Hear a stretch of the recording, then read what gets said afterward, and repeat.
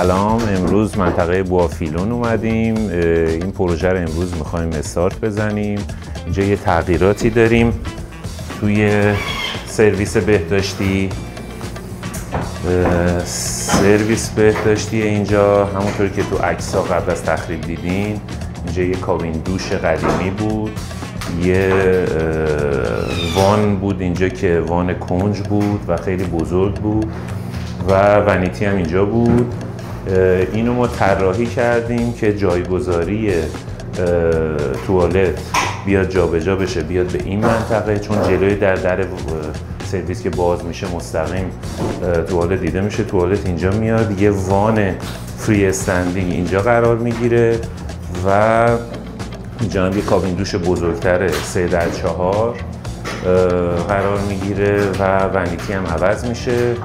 یه تغییری که اینجا میخوایم ایجاد کنیم، یه لاندری قبلیش به این صورت بود که واشر درایر کنار هم روی زمین بودن.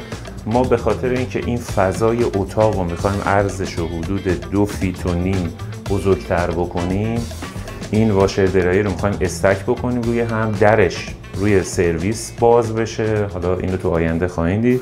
و این قسمت در ورودی اتاق در واقع بیاد اینجا قرار بگیره طبق طراحی و در لاندری هم داخل سرویس باشه.